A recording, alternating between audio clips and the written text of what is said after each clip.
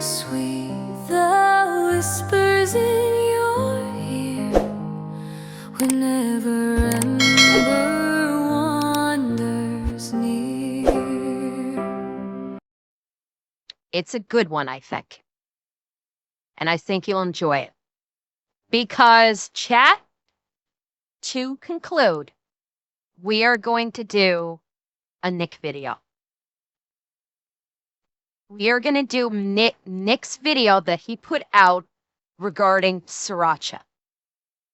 Oh, yeah. Oh, yes. We got a Fat Files. The reason Sriracha disappeared. Are we ready for some Sriracha goodness?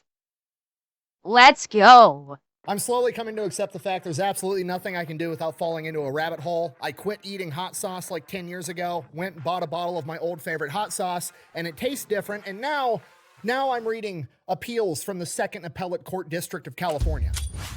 Today we're talking about Sriracha, okay? Like 10 years ago, it used to be my favorite hot sauce, and then one day there was some huge shortage of Sriracha. Nobody could get it. There was like a drought or a lawsuit or something, and the only place you could find it was on eBay for like $300 a bottle. It was insane. So like a normal person, I switched to a different product and haven't really looked back since, and then 3 days ago, I got a wild hair up my... Wait.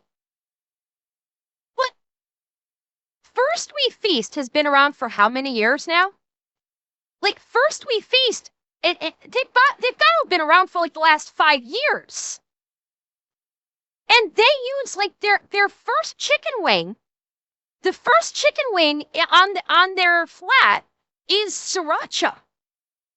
So like it's like there was a shortage for a while. No kidding. Huh? I never knew about this. Huh? I switched to a different product and haven't really looked back since, and then 3 days ago I got a wild hair up my ass for whatever reason that I wanted some Sriracha. The drought or whatever was causing it to be messed up 10 years ago is probably over, and I could probably just go to the store and buy a bottle of Sriracha, so that's what I did. So I go, I find it on the shelf, I find what I know to be Sriracha, you know, the green little cap with the squeezy bottle with the chicken on it, and then right next to it is like 5 other bottles of hot sauce that are all claiming to also be Sriracha. But I am telling you right now, that motherfucker back there is not real. Okay, that's weird. Usually, like knockoffs, you're allowed to knock off a product, but you have to like call it something different. You can't just be like, I'm gonna make a knockoff of Coca-Cola and call it Coca-Cola. You're gonna get sued into a... Nickname, thank you. Thank you, Nickname. And Tick Mods, did you finish off the Gamba over on Kick? Yes, our favorite chubby electron man, the Emperor of Blues. Commence the bindering. Kind of actually probably did a binder on this one. Take Mods, make sure you closed up the Gamba on Kick, would you please? Oblivion, why is the term Sriracha not trademarked? But you know what? Doesn't matter, because I know what the real Sriracha is, so I grab a bottle of cock sauce, I go, I check out, I take it home, I eat the Sriracha. Do this to me.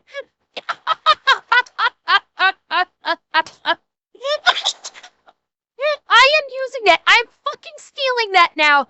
And I'm calling every single bottle of Sriracha cock sauce. I'm stealing that. Anytime Sriracha comes up, anytime I see Sriracha, I am calling it a bottle of cock sauce. That's it. From now until forever, Sriracha will forever be cock sauce.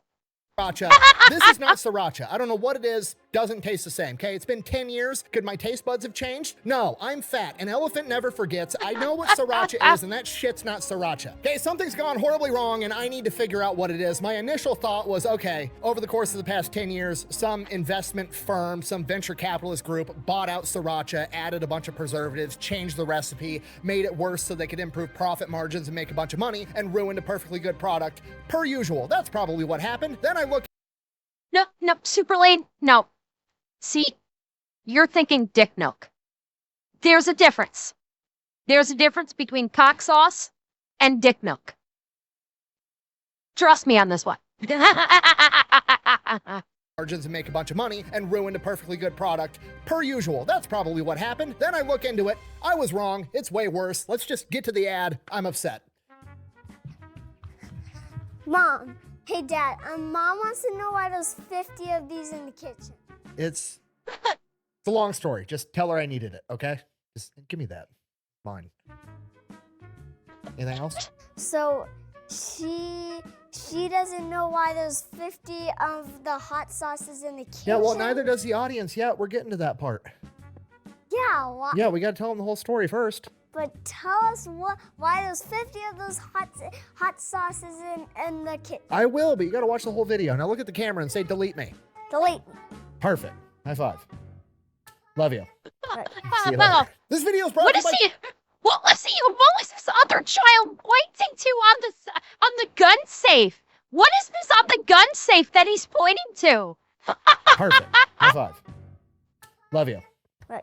See you later. This video is brought to you by Delete Me, okay? Super simple, straightforward business model. You give them money, they turn around and make sure the data brokers aren't selling your personal It's information so on the internet. cute. Okay, what does that even mean? I'll break it down for you, all right? Everything that you use, He's or pointing pretty at my much marks. everything You're that right. you How use could on I the forgot? internet that's free isn't actually free. They're turning you into a product. You see, pretty much anytime you check Hi, that little Griff box that says, I agree to Maximus. the I hope terms you're and having a great conditions, day, what you're allowing too. that company to do is harvest all of your personal data. They turn around, they sell it to data brokers, and then the data brokers turn The around, throw ultrasound it up to photos? auction Is it? for companies Okay. to bid on so that they can target you with hyper-specific ads 24/7. But when you have Delete Me, they monitor all the big data brokers, and anytime your personal information pops up for sale on one of their websites, Delete Me automatically fills out an opt-out request, which they legally have Thank to you, abide by and stop selling JRC. your Thank you information. very And then Delete much. Me continues to monitor these sites in case they acquire that information again. They will resubmit the opt-out request again. Simply put, a subscription to Delete Me is what actually makes everything that's free on the internet truly free. In my opinion, it's definitely worth it. I've been using them since before they were paying me to talk about them, and I'm going to keep using them after they quit paying me to talk about them. If you want to give it a try, I'll have a link and a discount code down below. Let's get back to the video. All right, we're just going to take it from the top. Our story begins in 1975. The communists take over Vietnam. Living inside of Vietnam at this point in time is a 30-year-old man of Chinese descent by the name of David Tran. And as far as I can tell, David Tran is just a normal dude that has a hobby of making hot sauce in his free time. Okay, ethnically, he's Chinese, but he was born in Vietnam. He spent his entire life in Vietnam. He's Vietnamese by all accounts, okay? But the communist government, over the course of the next couple of years, starts adopting anti-Chinese policies, and eventually he is forced to flee his home country of Vietnam and board a ship with 3,000 other Vietnamese people of Chinese descent, and that ship's name is the Hoi Fong. Now, the Hoi Fong is supposed to be taking all these people to Hong Kong so they can be refugees, but Hong Kong at this point in time is being run by the British, and the British are like, no, we're not fucking taking you. So they're stuck out on this ship for over a month, not knowing where they're gonna go, and finally God. America steps in and Okay, is like, it's hold, fine.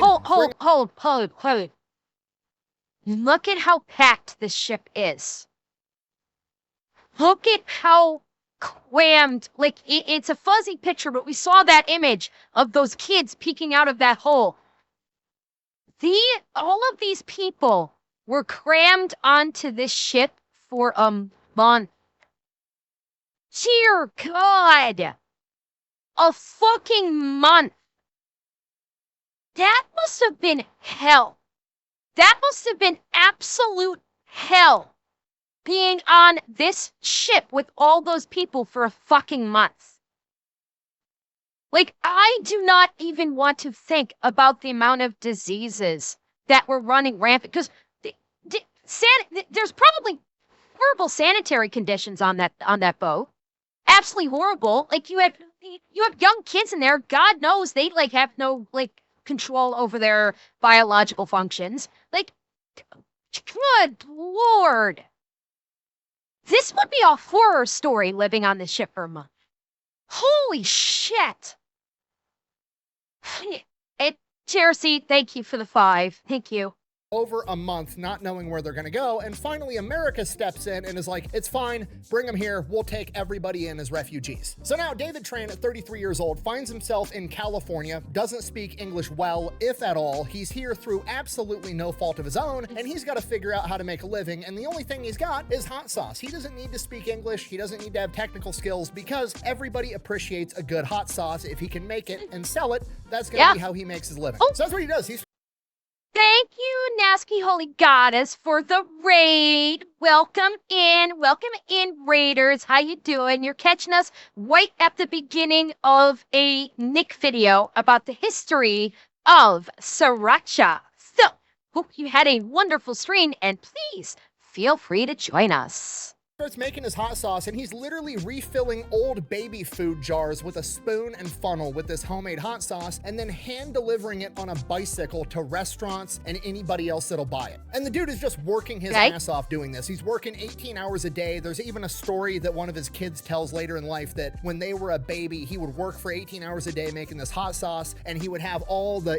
juices and everything all over his arms, and he wasn't even able to hold his kids when they were babies because he smelled so much like pepper and hot sauce, it would make the kids cry. Like, it's impossible not to love and respect this guy. Like, dude is just forced into the worst situation imaginable, has to move to a foreign land where he doesn't speak the language, and just works his ass off and does everything he can to provide for his family. And it works. His hot sauce becomes like a cult thing in LA, and by 1980, he buys a 5,000 square foot warehouse where he ramps up production. Okay, do you understand how impressive that is? Like, I'm gonna say it a little bit slower. He moved to California, doesn't even speak English in 1978, and by 1980, 2 years later, he buys a 5,000 square foot warehouse in LA, which is renowned for having cheap real estate. Yeah. Okay, this dude is a complete... Even in 1980, housing prices in LA were like fuck me levels of expensive, and in 2 years he's getting a warehouse and ramping. Like, credit to his recipe and credit to his work ethic. This man worked like literally living the American dream, working his ass off and earning a great living doing it. Yeah, literally turning himself into a self-made millionaire. Yeah, like he is. This is, somebody in chat said it earlier. This is the pinnacle of the immigrant's dream. This is literally what Americans want. This is what they want when it comes to immigration. They want people to come to the country that can basically be productive members of society and integrate into the country and make the country better. He is the prime example of this.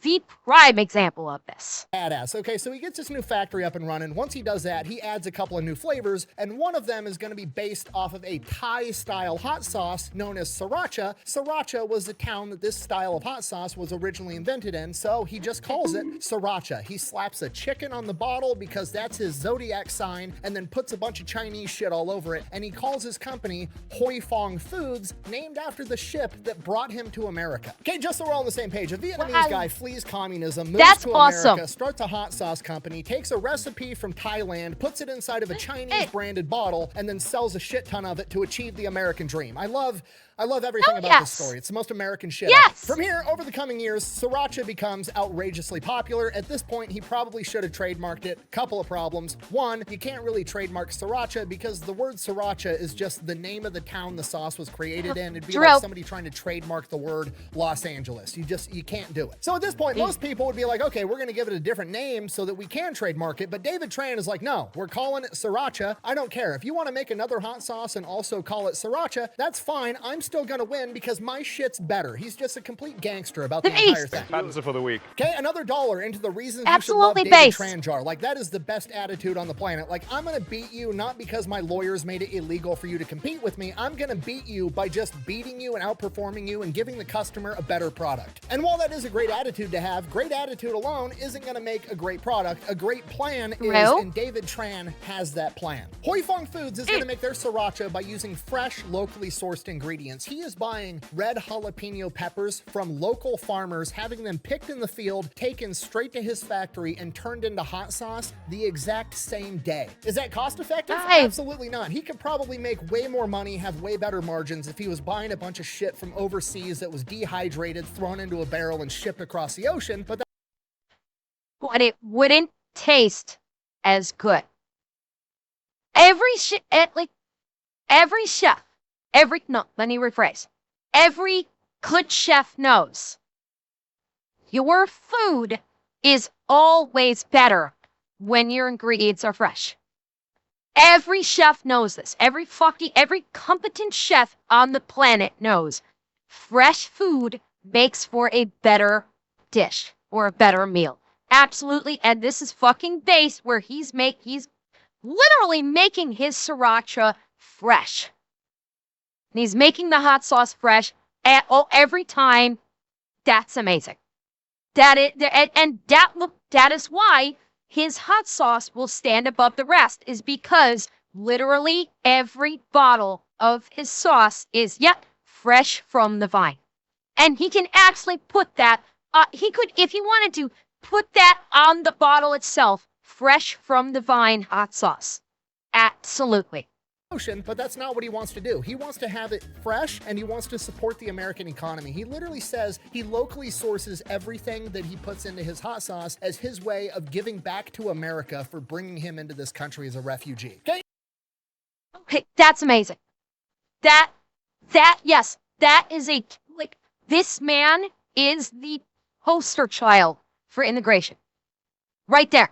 That sentiment right there is basically the poster child for immigration in America. He wants to, I'm going to have Nick repeat that exactly. I want Nick to repeat that again. Support the American economy. He literally, Wait. That's not what he wants to do. He wants to have it fresh, and he wants to support the American economy. He literally says he locally sources everything that he puts into his hot sauce as his way of giving back to America for bringing him into this country as a refugee. Okay? Yes. That is what everybody is asking for. Whenever there's this discussion, and I'm not going to dive into this too much, but whenever this particular topic comes up again, you can point to what Nick just said on behalf of this man and say, that's what we want right fucking there. That is what we are asking for. Okay, impossible not to love this guy. Comes to America, works his ass off, does not compromise on morals whatsoever. Like, I'm gonna do the right thing, I'm gonna create a superior product, I'm gonna support my people, and I'm gonna fucking win, and that's exactly what he does. Fast forward, by 1988, he's selling so much hot sauce that he's having trouble sourcing enough red jalapenos to be able to keep up with demand, and a local farmer, Craig Underwood, the owner of Underwood Ranch, hears about his issue and writes him a letter. Not an email, not a text message, doesn't give him a call, writes him a letter that literally just says, and I quote, "Do you want me to grow you some peppers?" To which David Tran is like, hell yeah, grow me some peppers. I need a lot more peppers. So Underwood Ranches starts planting these red jalapeno peppers. And because the ranch is so close to his factory, they're actually able to pick the peppers, put them directly onto a semi truck, drive them straight to the factory. And within 6 hours, they are turned into hot sauce. And this is what makes Sriracha so good. They're using the freshest ingredients possible, not a bunch of dehydrated shit that they can buy from anybody. So Sriracha explodes in popularity even more. Okay, and it's worth noting, he's not even trying to market Sriracha. The product markets itself. Sriracha has never spent a single penny on advertising or anything else. It's just like, you try it, you like it, you buy. He's right. I cannot recall ever seeing a single advertisement for Sriracha. Not one. You knew it. Think about it. How do you know about Sriracha? You as the individuals, you in chat, you in the audience of this video when this goes up tomorrow, think about how you first knew about Sriracha. I will guarantee fucking to you, you know about Sriracha because it was on the table at your favorite restaurant. I will bet you know about Sriracha because when you would go to, like, say, like a Mexican restaurant, or maybe a Chinese restaurant, or maybe even just like a burger place, there's a bottle of fucking Sriracha on the table. Every fucking where. So yeah, of course we know about Sriracha. It's literally fucking everywhere. That's the best advertisement you can ever buy. Or should I say not buy. The best advertisement you can have is your product literally being in practically every fucking restaurant around. So every time you sit down at a table to get food, there's a bottle of cock sauce staring you right in the face every fucking time. That's the best advertisement possible. Of course. And Kodiak, thank you for the raid. Welcome in, Raiders. We're talking cock sauce. Would you like to join us in learning about the history of cock sauce? Otherwise known as Sriracha. Thanks for the raid, Kodiak, and welcome in, Raiders. more, the end. That's David Tran's entire business model. I create a superior product, the customers will come to me. And it works. Sriracha starts hitting mainstream. It's getting sold all over the United States, at which point Sriracha does start getting some backlash. There's interviewers and reporters asking questions like, hey, why don't you make it a little bit milder? Some people say it's too hot, to which David Tran responded, What? Hold on. Okay. Full disclosure, I've never had, at least not that I'm to my knowledge, Sriracha. Now, I have had like buffalo wings, and I don't know if like the buffalo wings that I had were, tossed in Sriracha, because, they didn't, when I've had buffalo wings at restaurants, they don't necessarily tell me what, you don't always know what the sauce is that they toss them in.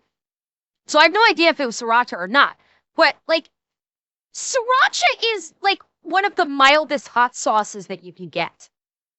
Yeah, it's like a normal level hot sauce, which in the grand zeitgeist of hot sauces is mild. I would like classify it as like maybe a mild hot sauce. And people are saying it's too hot, well, then they need to toughen up the taste buds then, don't they? If people are saying that Sriracha is too hot, then maybe hot sauce just isn't for you. And do not fuck with my buffalo wings. I will bonk you. Do not fuck with my buffalo wings. and I quote, then use less. Hot sauce is supposed to be hot. Yeah.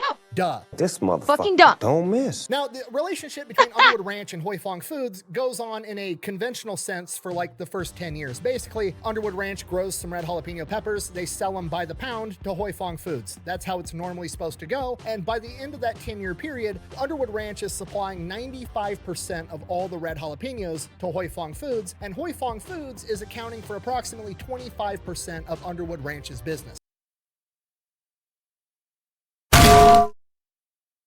You know what that's for. The problem is Sriracha is getting more and more popular by the day, and he needs more red jalapeno peppers, and he wants Underwood Farms to grow them because they have a great relationship. So he goes to Craig Underwood and is like, hey, I need you to grow more red peppers. To which Craig Underwood is like, hey, look, you're accounting for 25% of my business already. That's probably too much for diversity. Like, if I lose you as a client, I'm going to go out of business. I can't risk growing more of, my available land on these red peppers because it's just too risky. I can't do it. Go ahead and buy some red peppers from somebody else. I'll keep supplying you as much as I possibly can, though. Yeah. He's got a good point. But David Tran doesn't take no for an answer. He's like, no, you grow the best red jalapeno peppers. I need you to do it. You're the best at it. Here's the deal. Rather than you footing the risk of having to grow these peppers and then me buying them by the pound, I will pay you up front for every acre of these peppers that you plant. Meaning that David Tran is now footing the risk of if there's a drought or, a famine or there's a bad crop, whatever, the fault and the risk is no longer on Underwood Ranches. It is now on Hoi Fong Foods, which is a deal that Craig Underwood just can't Holy turn crap. down. So Yeah. he agrees. And from here, as far as I That can is tell, a they sweetheart of a shake on deal. it, and that's that. There's no contracts, no nothing. Underwood Ranches over the coming years converts all of their farm into just growing red jalapeno peppers for Hoi Fong Foods. The entire thing is one crop for one client on a handshake agreement. And you know what? It works like a charm. And now that Underwood Ranches is only growing one crop, they start to become experts in growing red jalapeno peppers. Him and his right-hand guy, a guy by the name of Roberts, actually develop and build a harvester so they can harvest all of the peppers with a machine rather than sending people out into a field to pick them by hand. And this goes on for years. Craig Underwood and David Tran actually become really good. And by the way, that just spawned innovation. That, by doing this, they literally spawned innovation to build a machine to mass collect red peppers instead of having to pick it by hand. So they're literally furthering agricultural technology by themselves. Because of David having this agreement and requesting such a massive load of red peppers, they literally created machines to further agriculture to pick all these red peppers quickly and efficiently. That's amazing.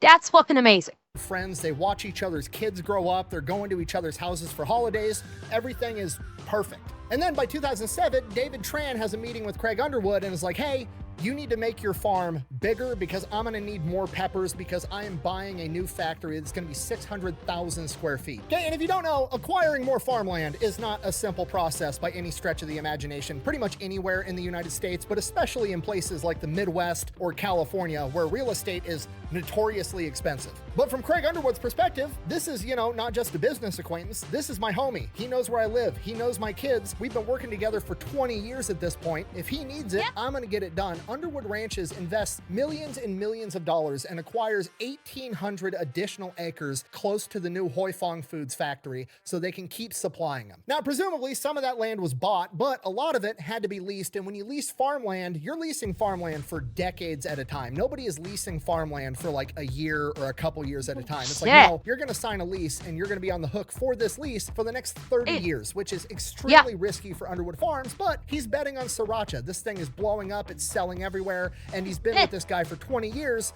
It seems like a sure thing. Okay, and if you weren't around or you don't remember, in like the 2010s, Sriracha was absolutely everywhere, right? Like they were putting Sriracha on hats, shirts. Lay's had a potato chip Sriracha flavor, and David Tran got paid for none of that, by the way. He could have probably sued for trademark infringement, not for the word Sriracha, but for the use of his rooster logo, but he never did because he just viewed the entire thing as free advertisement, which it absolutely. I fucking love this man. And he's absolutely right. This man viewed all of this happening the same way I view my YouTube. We're of one mind on that. It's free advertising. Word is going to get out everywhere, and people are going to buy his sauce. So the piddly shit that he might have got from a lawsuit or copywriting it to get like pennies on the dollar back from using the advertising is nothing compared to all of the free advertising he's getting and everybody wanting his fucking hot sauce. It's absolutely fucking based. And it's perfect because he's not wasting money either trying to sue someone or he's not wasting money like going into an agreement with anybody about using it. He's like, no, use it. People are going to see it. They're going to know it's my hot sauce. Guess what? They're going to buy my fucking hot sauce because they're seeing it everywhere and they're like, I want to try the hot sauce. I basically do the same fucking thing with my YouTube channel. I don't market, I don't monetize it at all. I just put it out there so my videos can just get out there. Anybody can watch them. Anybody can share them. And they'll see my YouTube videos and they go, huh, I think I might want to go check out that stream. And people, people come and join us in the stream. It's like the same fucking thought process and it's brilliant. Was like if you're in the hot sauce aisle looking for a new hot sauce, you're like, oh, I've seen 17 hipsters wearing a Sriracha hats and Sriracha shirts and there's Sriracha cookbooks and Sriracha Lay's potato chips. I'm gonna buy fucking Sriracha. So Craig Underwood goes through with it. He acquires all this new land, fronts millions and millions of dollars, puts himself on the hook for decades for this farmland, but everything's gonna work fine because Sriracha is not going anywhere, and for years it goes great. The new 600,000 square foot factory opens up. Underwood Ranches is at full tilt making red jalapeno peppers. They are growing 100 million pounds of red jalapenos a year, delivering 50 to 60 semi-loads every single day to Hoi Fong Foods. Spicy. And despite this scale, Holy they are crap. still going from picked off the plant to turned into hot sauce in like 6 hours. Hoi Fong Foods is now a billion-dollar company selling hundreds of millions of dollars worth of hot sauce every single year, and Underwood Ranches is, as far as I could tell, the largest red jalapeno operation in the world. And at this point, Sriracha is continuing to grow at 20% revenue year over year, which is insane. These two men have literally made something incredible off of nothing more than a handshake agreement and both working their ass off. And then it all goes to shit. Damn it. According to the court documents, in approximately 2014, David Tran wanted to give his sister-in-law, who was working for the company, a big raise, but he felt that his wife and son, who sat on the board, wouldn't approve it. So David Tran came up with an idea that he was going to make a new company and just give the company to the sister-in-law as a way to get her to make more money. And that new company was going to be called Chili Co., and Chili Co.'s entire job was going to be acquiring red jalapeno peppers and ingredients for Hoi Fong Foods, and that was going to be that that's how he was going to pay his sister more money. Oh, Okay, I'm going fuck. to say that again, but slower, so we're on the same page. David Tran has just elected to hire somebody who presumably is not qualified to take over the operation of acquiring red jalapeno peppers, which is not even a job that needs to exist because he has one guy that gets him all the peppers that he needs on a handshake agreement. But for some reason, we're going to interject this person that doesn't know what the fuck they're doing to Oh, no. Oh, God, I see where this is going. Oh, fuck. It's nepotism. He tried to be nice to his sister-in-law, and he's gonna fuck things up with his business partner. Oh, fuck. try to acquire the peppers that they already fucking have. Okay, I've said this a million times. If it's not broke, don't try to fix it. Everybody's making literally billions of dollars selling hot sauce and growing chili peppers. Just don't touch it. Leave it alone. Continue making money. But that's not what somebody that's a new hire that doesn't know what the fuck they're talking about is going to do. Absolutely not. Chili Co. starts looking at the numbers and they're like, well, you know, actually, we could buy these dehydrated chilies from China and they would only be $300 a ton. So I think that Underwood farms should try to compete with these dehydrated chilies from overseas. Oh, are you fucking kidding me? Oh, this is so fucking bad. Oh, this dumb bitch is going to sour a decades-long family. This is not simply a business partnership. This is a family at this point.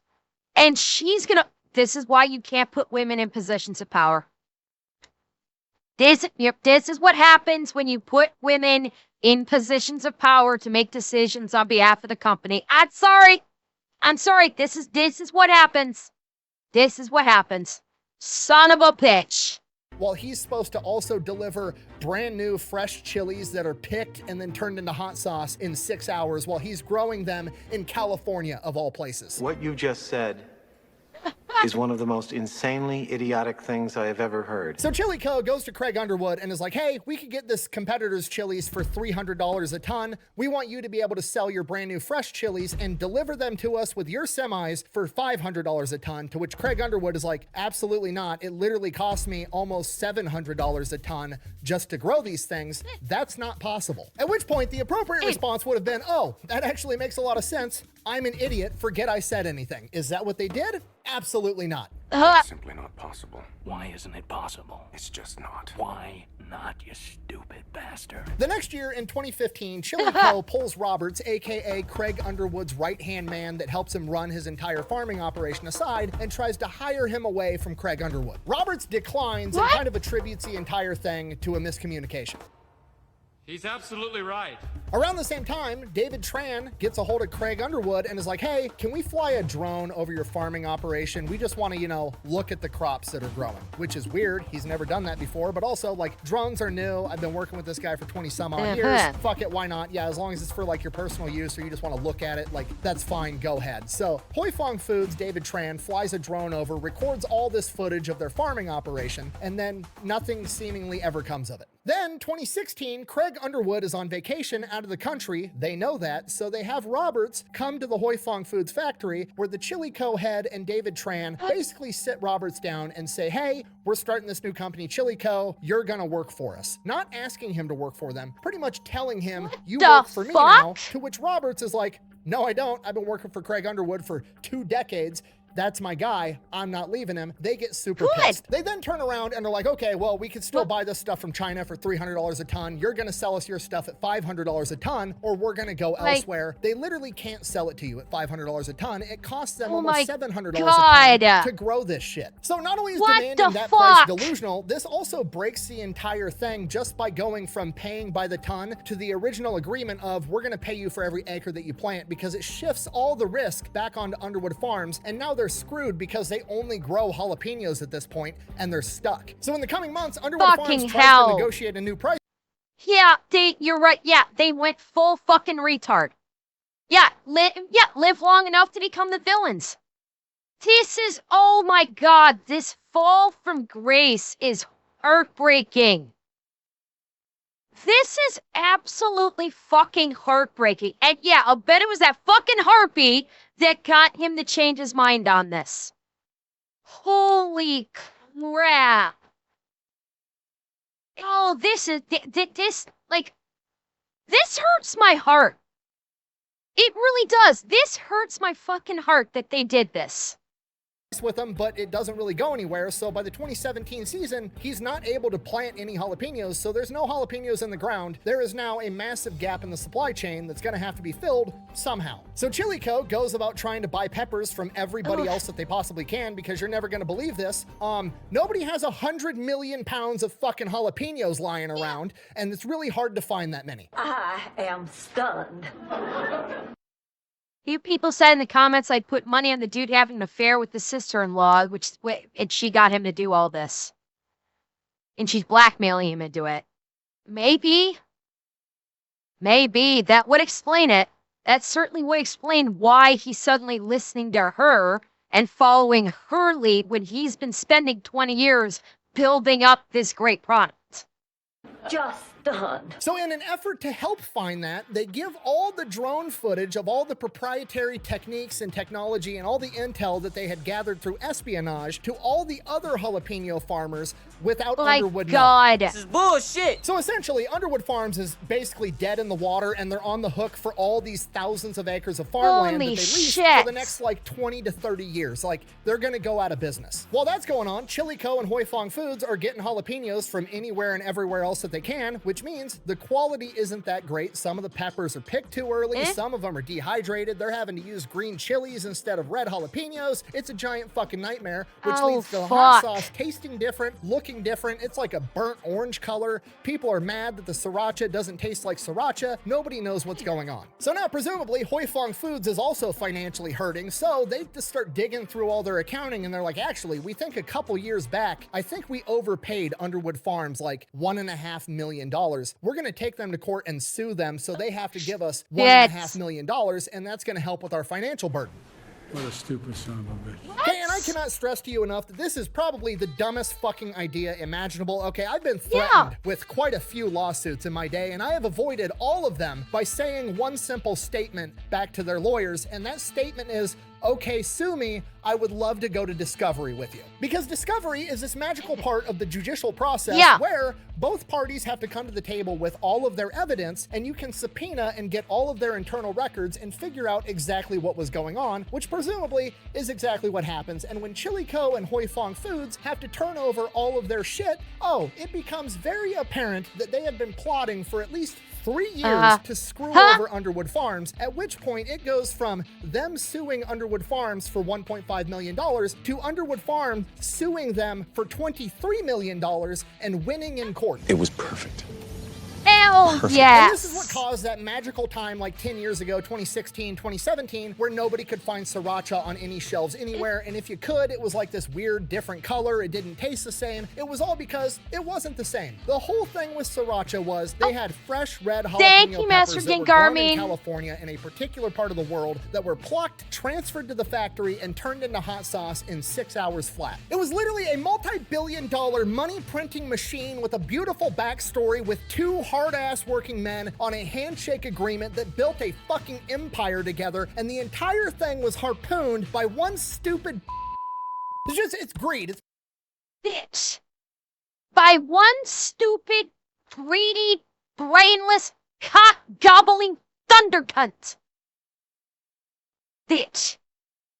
Pure greed. Like, why? Everybody was winning. It wasn't broke. Why would you try to fix it? You've got some moron that didn't build this company whispering in your ear like, oh yeah, we all have mansions. We're all rich as shit, but you can have a little bit bigger mansion and be a little bit more rich if you fucked over all your friends. And then you blew up the entire thing. Congratulations. So yeah, that's why you couldn't find Sriracha on the shelves 10 years ago, and that's why the Sriracha today tastes a little bit different. Oh, but you know the funny part? You know what Underwood Farms did after they won the $23 million lawsuit with Sriracha? They turned around and started making their own Sriracha, and guess what they called it?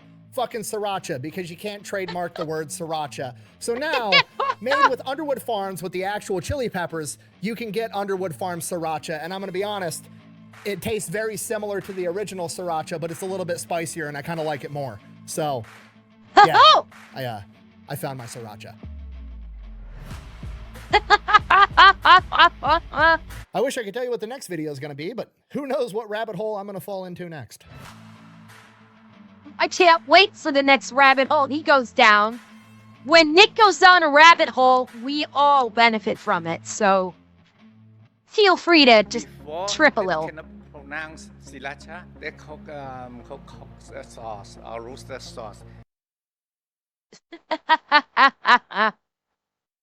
Well, yeah, that is a heartbreaking fall from grace, but you know what? If he's gonna be that stupid to turn his back on family, because that's what they were, he deserved that fall. And yeah, the farm won in the end, and good on him.